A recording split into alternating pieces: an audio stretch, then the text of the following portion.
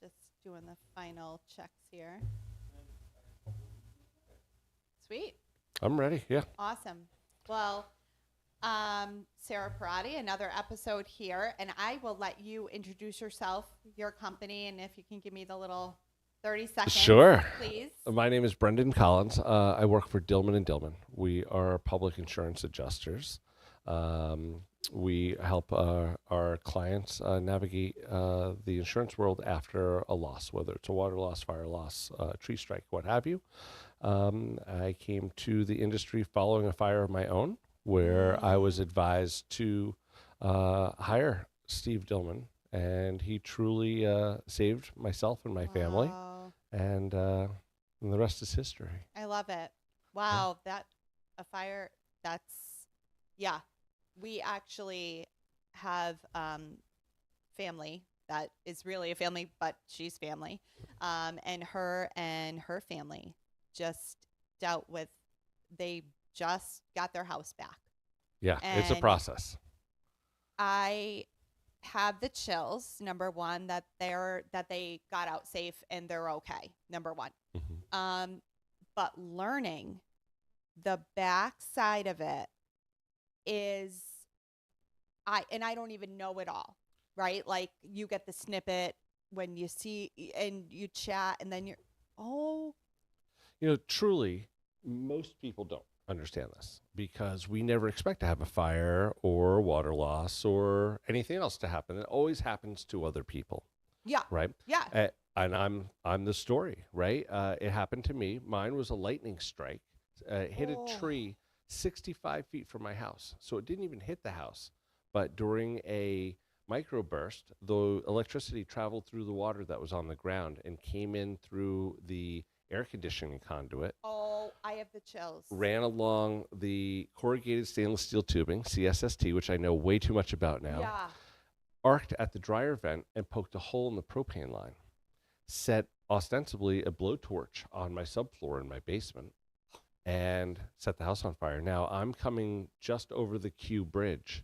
I was working in New York, and I just come back on the train, and I was on the phone, and I said to the person on the phone with, I got to go. ADT is calling me. Let's see what's going on because the storm was happening. They called and they said, this is ADT. We have first and second floor smoke detectors going off. Should we dispatch fire? Well, yeah. Next time, call me second, right? Yeah, Let's get the fire right? department Like, going. yeah. And I'm a volunteer firefighter in my town. So I knew that, racing to the scene is not going to help anything. I just Right. stayed with the flow Yeah. of traffic. Help is on the way. We'll get there. Well, with automatic alarms, which this was, most fire departments get a lot of them. 90% of the time, they're nothing, thank goodness. That 10% of the time, they are something, we need to act. By the time I got there, the first due engine was pulling down my driveway. Now, I kept my gear in my car. I put my gear on, ran down my driveway, grabbed the hose, flaked the hose, and fought my own house fire. That was a surreal experience. You successfully are probably the first person to leave me speechless, especially in a podcast. What Yeah. a story! It was pretty heavy. It was an experience I would not wish on anybody else. No. They say your training comes back to you, and I'm not trying to be flip there, but it does. Yeah. I can remember about to pull the bail back on the hose, thinking, well, there goes my stuff. Here we're done here. Wow. Fought Everybody was okay. Nobody was home. My wife and Thankfully. kids weren't home, thank goodness. They had left early to get to music at School of Rock, so music saves lives at the end of the day. Literally. And Wow. we stood in my kitchen afterwards when the smoke had cleared with friends of mine in the fire department, and I said, what are next steps? And I didn't know. Yeah. I spent the first 5 weeks living out of the back of my wife's minivan with our stuff in clear plastic bins, staying at friends' houses that would vacate their homes for a week to let us stay there. It was amazing, amazing folks that we have in our lives. Wow. The chief of my department, the head of Madison Ambulance, and our fire marshal all recommended I call this guy Steve Dillman. Okay. Never heard of him. Yep. Didn't know who he was from Adam. Yep. And all I knew is he was this thing called a public adjuster. Didn't know what they were. Most people don't. And he came to see me, and I said to my wife, I don't know if this is going to be the best decision we ever make or the worst decision we ever make. But what I know is we don't have far to fall. Right. We've lost everything we have. Right. What if it gets worse than this? How bad could it possibly be? And truly, it ended up being the best decision we ever made. I believe they had offered me, $60,000 for the contents of my house of a 3,200 square foot colonial, and I think Steve got me north of 200. So that's the difference between having a public adjuster on your side and trying to go this alone. Because I didn't know my arm from my elbow, I would have accepted that $60,000, and I would have been homeless at the end of it. Right.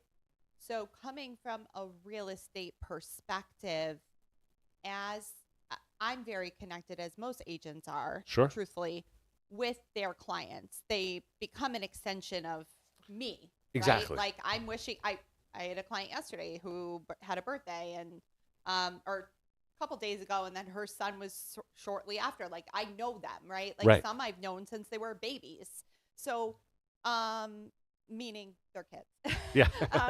But when I get a call, and I hate to say it, no offense, I don't want to, right? Like no one does, to your point. No, we don't either. Yeah, totally. What's, if you could like break it down for everybody, right? Like to your point, no one even knows this sector exists, let alone what you do. I mean, you hinted at it a little bit, right, in your intro and your story. So sure, truly, the hardest part of my job is that introduction.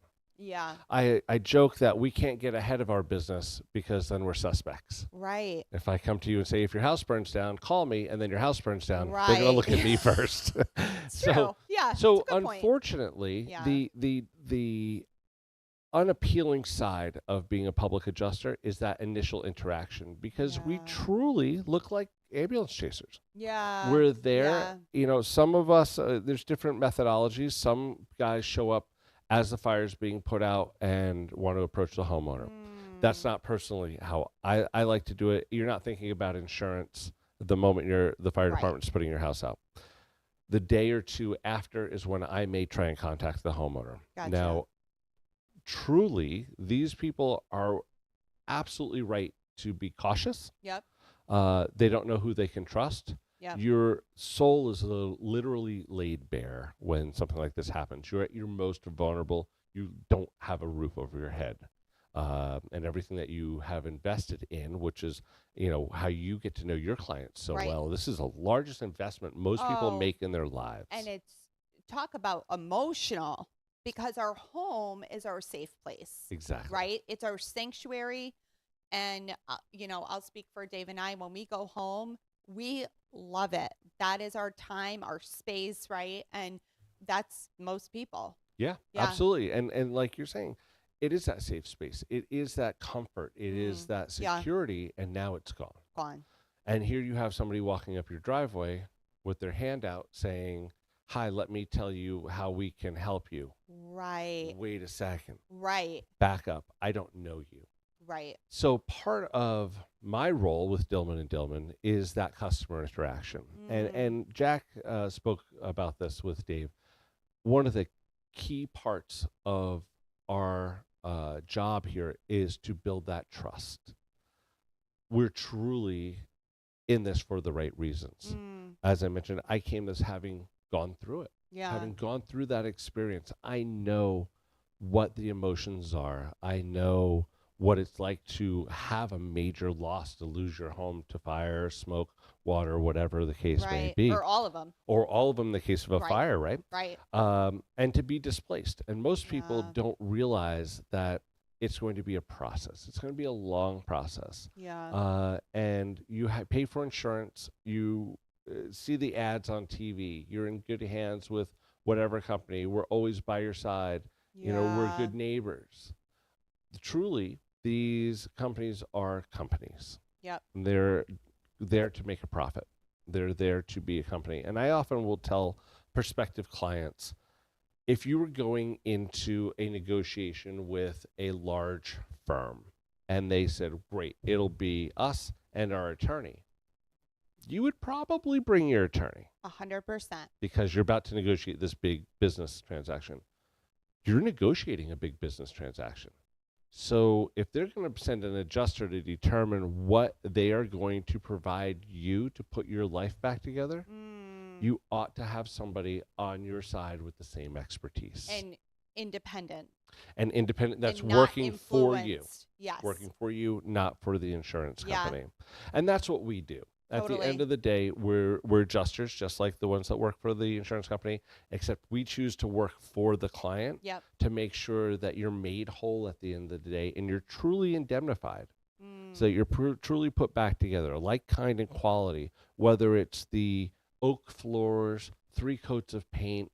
We had this particular type of window. We want to make sure that we are paid for that particular type of window and it's not a lesser quality. Right.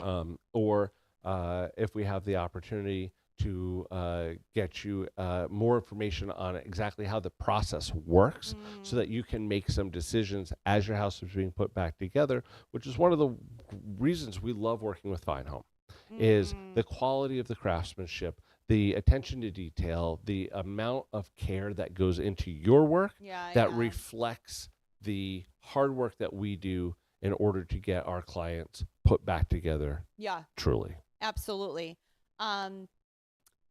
Some may say from the kind of like thought provoking, like education piece, in regards to the process, you're there from moment of, yes, we need you, till well after.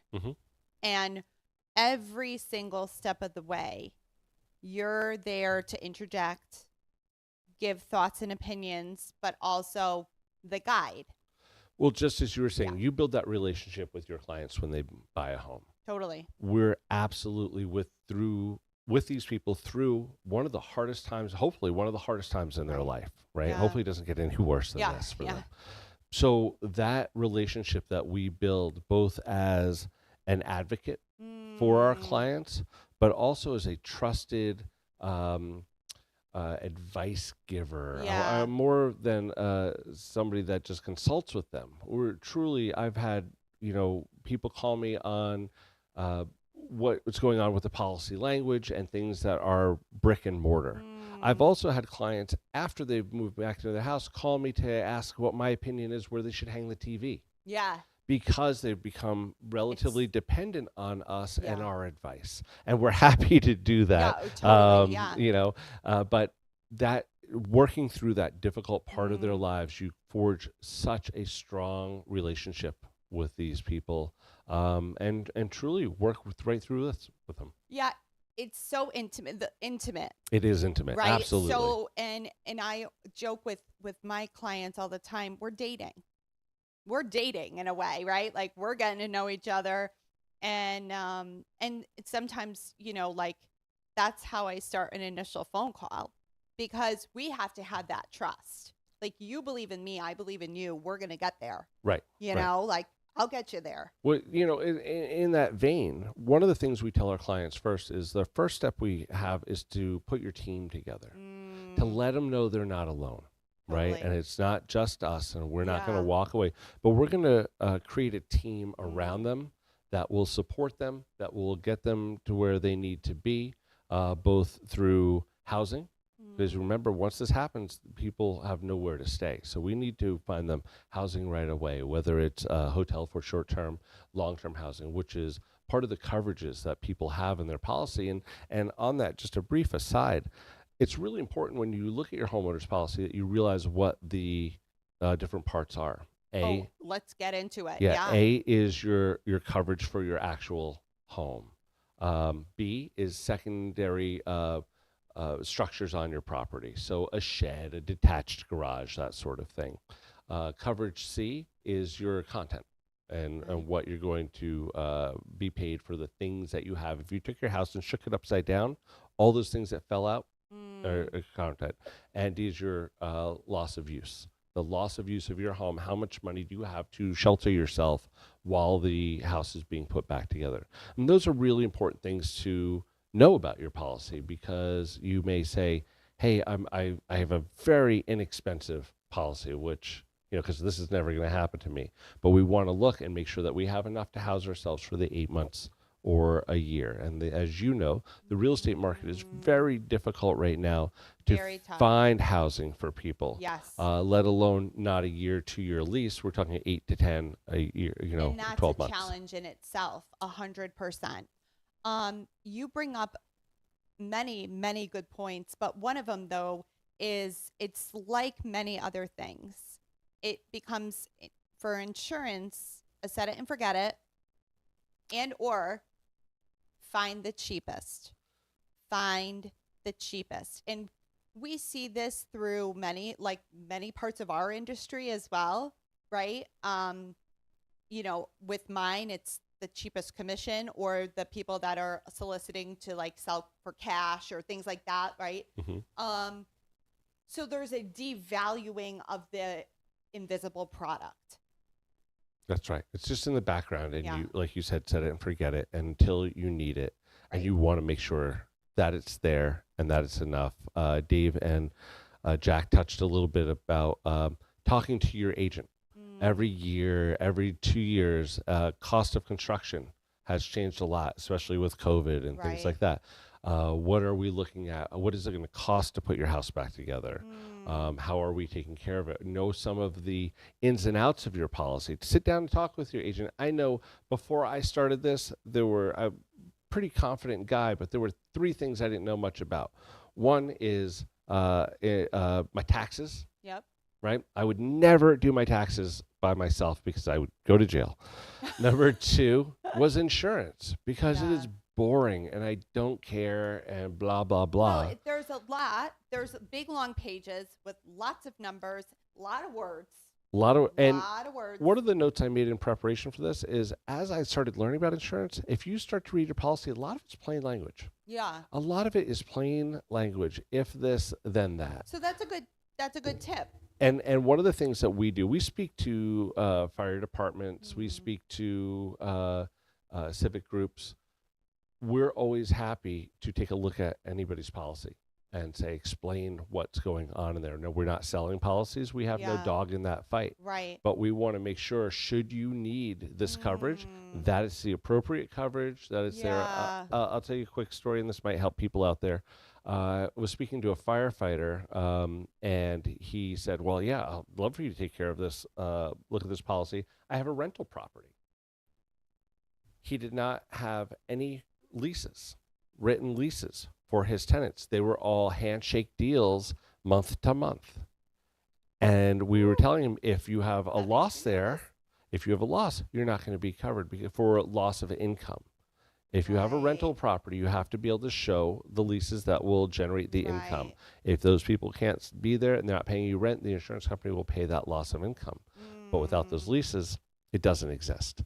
And so he had to go back to his tenants and say, hey, listen, I'm sorry, but I do have to put you on paper to protect the property itself. Right. What is, and you probably don't have just one. If you do, great. Something that shocked you, whether it's a scenario, an industry specific thing that no one would know, but once you started digging into it and learning like the idiosyncrasies of, you know what I mean? Like, it's gonna, we've covered this briefly, but truly what has shocked me the most is that this profession exists. I had no idea before my fire that this profession existed. And I had the luxury, because I was in my fire gear, of not being approached by any public adjusters or board up companies or anybody at the scene, because they didn't realize I was the homeowner. Right. So I didn't have to navigate to even navigate it. Right. And people at the time told me, watch out for the people at the top of the driveway. Watch out for the people. They're just here to get. And that's not the right messaging. Are there bad people in our industry? Of course, there's bad people in every industry. There's realtors that don't do the right thing. There's 100%. lawyers and police and everybody that don't do the right thing. Yes. 9 times out of 10, though, they're going to be, relatively good people that are here to truly help you. And there's policy language for some of the board up people. They have to board up your property after a loss.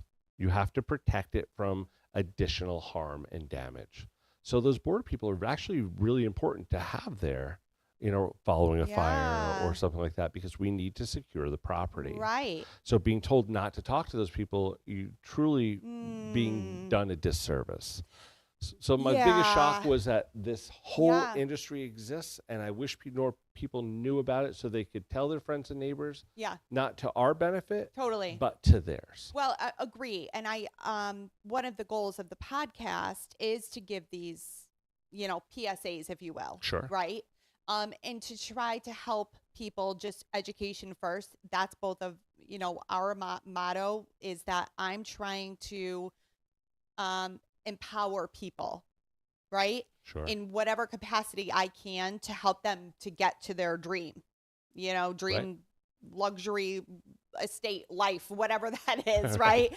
But at every segment of the population, if they go through a devastating incident regarding their residence, they should, in their back of their mind, know that it will benefit them to call a public adjuster and not rely on the person that has sold them the policy to be their guide. Right. And not every loss needs a public adjuster. Let's be clear about that. There's not a lot of these are a catastrophic event. Loss, a bigger loss, something that's going to be more complex.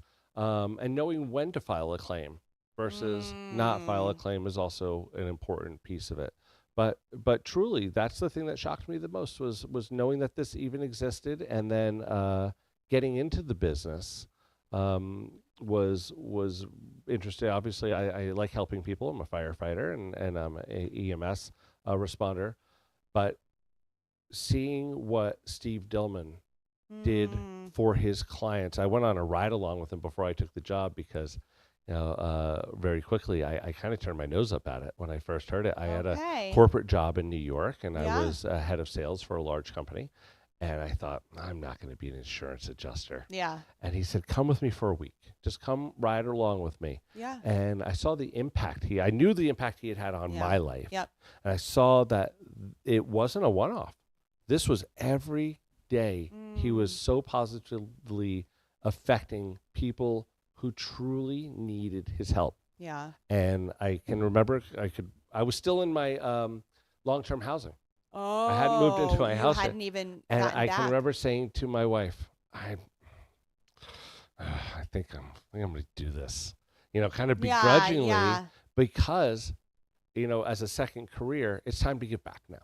Yeah. It's time to come back and give back to people. And I wake up every day knowing that if I go to a fire and you don't want me, that's fine. Yep. That is fine. But I'm here to help if you need us. And if you truly want us to help, we'd love to help people. But we're not high pressure here. If I start out all of my introductions with, I don't know if you need me. Only you know if you need me. Yeah. And if you do, I'm here to help. And if you don't, that's okay too. Yeah. I think what I love is that, I'm constantly giving out referrals to trusted insurance agents, brokers. However, what they select, none of my business, right? Right. That's not a conversation for me. And especially when you're purchasing a home, you have a myriad of expenses, let alone, and it doesn't frankly matter the price point, right? Right. So you're either, sitting down with somebody or calling, or sometimes it's on a website.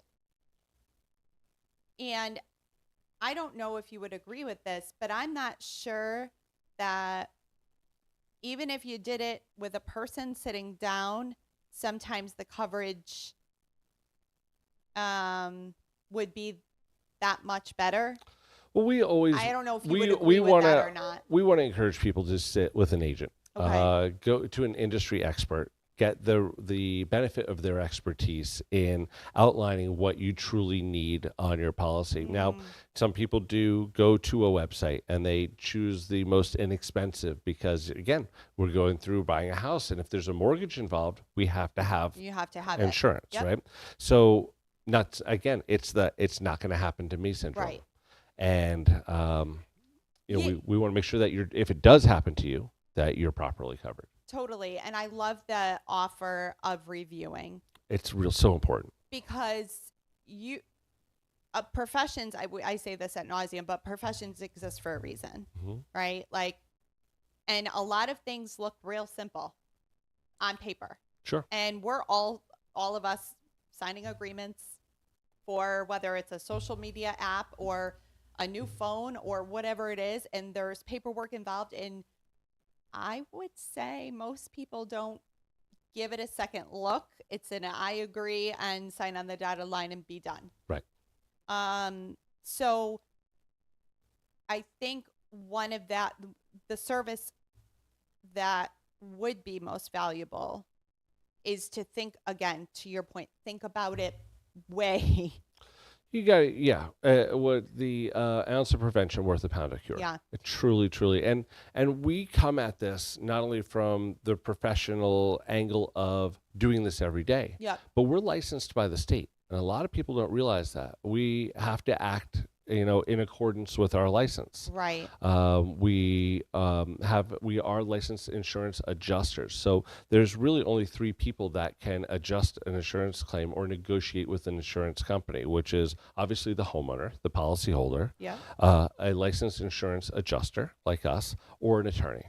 And most attorneys don't specialize in adjusting a fire loss. Right. So there's a lot more to it than just the knowledge of how to navigate the policy language, but there's estimates that need to be written. There are content files that need to be given. I'll tell a quick story about a client we had just signed up, and the content adjuster showed up and handed them a sheet of paper with 20 lines on it and an example of one T-shirt, $12, blah, blah, blah, blah, blah. I said, great. If you can go ahead and go through and let us know what you have for content, then just send that back to me. Made it sound super easy. Just looking around your showroom here, there's probably over 1,000 pieces of content, and you don't even necessarily realize it from the samples that you have to the thing holding the samples. 100%. To everything that goes into the waste paper basket. And then think about your home. From the tray that holds the soap on the bathroom sink down to the toothpicks in the drawer. One of the services that we provide in-house is that we count from toothpicks to couches. Wow. All the way through. And then you talk about a fire loss, we have where the seat of the fire is. A lot of these things are burned beyond recognition. We have the expertise to come in and be able to identify a lot of those things. And if we can't identify it, we'll work with you to talk about what was in that room when it's comfortable for you. Yeah. I have a client now that called me last night and said, hey, there's about 50 things probably I can think of in the bedroom where the fire was that aren't on my content list, and we've completed the content list. And I told her, absolutely, we're going to go with you once we've got the bulk of this and there's some distance from the activity. We can now go through and say, great, what was that? Was it a purple jacket? Okay, it was this, it was this, it was from here, it was from here. Because with time comes a little healing, and it's so difficult to do this in the moment. But we've produced, 5,000, 7,000 lines of content for people before, and we go through every single thing in your house because it all has an innate value to it, and you're going to be paid to replace that item. So there's a replacement cost. The other thing that comes off of that is all those monies are paid in depreciated dollars. So if there's a can of Coke that you have and you've had it for a year, it's maybe a bad example, but it's we'll half. go with it, yeah. And that can of Coke costs $1 to buy. The insurance company is going to say, well, you drank half of it, so we're going to give you 50 cents now. And when you rebuy that can of Coke, we'll give you the other 50 cents. But being able to capture that depreciated monies is not always the easiest thing to do. And the fact that things are depreciated and ASV, actual cash value, or the replacement cash value, people don't know these terms, and they're thrown around very quickly by the adjusters. Yes. So having somebody demystify that. And the lingo. The fast talk, and yeah. A lot of times these things are obfuscated on purpose. Yep. right? To Yep. make you not understand them, and we understand that. We're going to capture all of those dollars for you. I have my master's in social work, and I bring that up because I bring that perspective to my work all day, every day. And it's vital to meet people where they are in the emotional aspect of this loss. Just getting resettled in whatever strange location you now are in, especially with children, 100%. pets. Like, we don't have children by choice, but we have a dog, Right. and I treat him like a child. Sure. And that adjustment alone, but to have a group of people on your side that also can speak with you, boil everything down, is invaluable. But to have this time together has been amazing, and I'm very appreciative of that. And I feel like we could do a whole other deep dive. Like, Sure. I feel like There's I a want lot to to bring my unpack here. insurance policy because it's Absolutely. there's so much. And again, many people just don't even realize what's in it. If I called 10 of my friends right now, they'd be, I don't know. That's the agent's job. But that was always my mindset too. Yeah. But it's not the agent's home. Right. You need to make sure that your home is protected to the best of your ability. Yeah. And if something does happen, whether you use Dillman and Dillman or you use another reputable public adjuster, Yeah. use somebody. I love it. Because that's how you're going to get put back together. I would like to finish with a curveball question. Sure. What is your favorite part of your home? Whether it could be a space, it could be an item. That's easy. Interior, I don't know. exterior. That's my family. My family is where my I home love is. it. It's not the house. It's not the sofa. Yeah. It's my family. Yeah. Yeah. That's such a great answer. Well, thank you very much for Thank your you for having time. us. This has been amazing. And We appreciate it. yeah, it's been so great to chat with you. Thanks. Take care.